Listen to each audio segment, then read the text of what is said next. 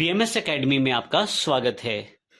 WordPress में post में हम थोड़े से अगले स्टेप की ओर बढ़ते हैं। अगले स्टेप के अंदर आज की इस वीडियो में हम ये देखने वाले हैं कि एक्सर्प्ट टेक्स्ट किस तरह से काम करता है। एक्सर्प्ट टेक्स्ट मैं यहाँ पर आपको पोस्ट में दिखा देता हूँ। सबसे पहली पोस्ट में आप यहाँ पर देख रहे हैं कि जिस तरह से डॉक्यूमेंट के सेक्शन में आप ये एक्सर्प्ट का पैनल देख रहे हैं और ये टैब किस लिए किस काम में आता है आपके वर्डप्रेस के अंदर, हम उसे जानने वाले हैं। इस पर्टिकुलर पोस्ट में हमारे पास जब आप एक्सर्प्ट टेक्स्ट यूज़ करते हैं तो उसका जो लाइव प्रीव्यू है वो कुछ इस तरह से देख पाएंगे कि ब्लॉग सेक्शन में जितनी भी आपके पास पोस्ट हैं सभी पोस्ट के नीचे थोड़ी थोड़ी वर्डिंग लिखी आ रही है। यहाँ पर मेरे पास डिस्क्रिप्शन इसमें नहीं है तो मेरे पास डिस्क्रिप्शन भी इस तरह से लिखी आ रही है। इसी के साथ साथ इस पोस्ट के नीचे भी थोड़ी थोड़ी डिस्क्रिप्शन एक ओवरव्यू के तौर पर, ताकि एक विजिटर को ये पता लग सके कि आपके पास कितनी तरह की पोस्ट हैं और उस पोस्ट में क्या क्या चीज़ है, एक ओवरव्यू के द्वारा वो जान सकता है। अगर आपके पास पूरी की पूरी वेबसाइट में काफ़ी सारी पोस्ट हैं और उन पोस्ट में से सभी पोस्ट के बारे में एक एक लाइन में लिखने पर आपको ये बेनिफिट होता है कि एक विजिटर को ये पता लग जाता है कि इस पर्टिकुलर पोस्ट में ऐसा क्या है जिसे वह इस टेक्स्ट को पढ़ के जान सकता है कि इस पोस्ट में क्या चीज़ है। तो ये जो मेरे पास टेक्स्ट अवेलेबल है ये एक्सर्प्ट टेक्स्ट के तौर पर अवेलेबल है।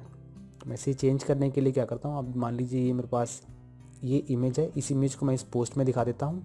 इमेज मेरे पास फीचर इमेज के तौर पर अवेलेबल है, जो कि आप यहाँ पर देख सकते हैं। फीचर इमेज को मैं जैसे ही ओपन करता हूँ आपके सामने ये फ़ोटो जो कि ये वाली अवेलेबल है, ये फीचर इमेज है। और इस पोस्ट के अंदर हम एक्सर्प्ट टेक्स्ट को ऐड करने वाले हैं। एक्सर्प्ट टेक्स्ट को मैं यहाँ पर ऐड करता हूँ।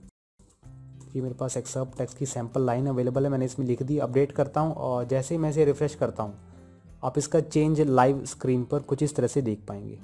इस तरह से पहले जो आपके पास टेक्स्ट विजिबल हो रहा था वो इस इमेज के बॉटम पर, ये जो लाइन है फर्स्ट के जो पैराग्राफ्स है वो विजिबल हो रहे थे।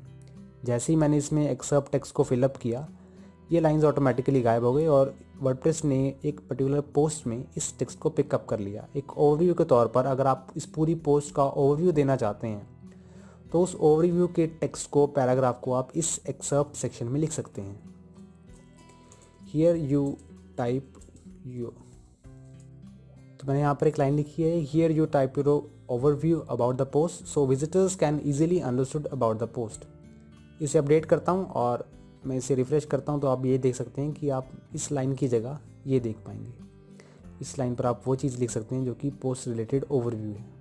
तो इस तरह से एक्सर्प्ट टेक्स्ट काम करता है। आपको एक्सर्प्ट टेक्स्ट को यूज़ करने के लिए ऑल पोस्ट में डॉक्यूमेंट सेक्शन में एक्सर्प्ट टैब में इस ऑप्शन को एक्सेस करना होगा और अपडेट करने के बाद ही आप उसे लाइव चेंज देख पाएंगे ब्लॉग पर।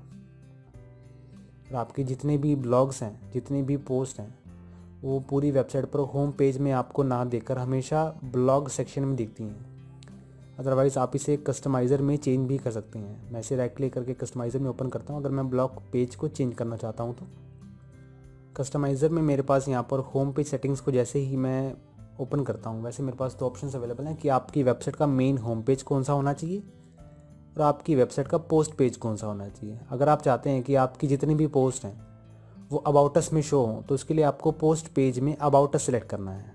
आप जैसे ही इसे सेलेक्ट करते हैं तो आपकी सभी पोस्ट अबाउट अस सेक्शन में दिखनी शुरू हो जाएंगी। ये देखिए अबाउट अस में आपके पास सभी पोस्ट विजिबल होनी शुरू हो गई हैं। वहीं दूसरी तरफ आपके पास ब्लॉग पेज के अंदर ऐसा कुछ भी नहीं है। तो इस तरह से आप ब्लॉग के पेज को और वेबसाइट के फ्रंट पेज को इस तरह से चेंज कर सकते हैं।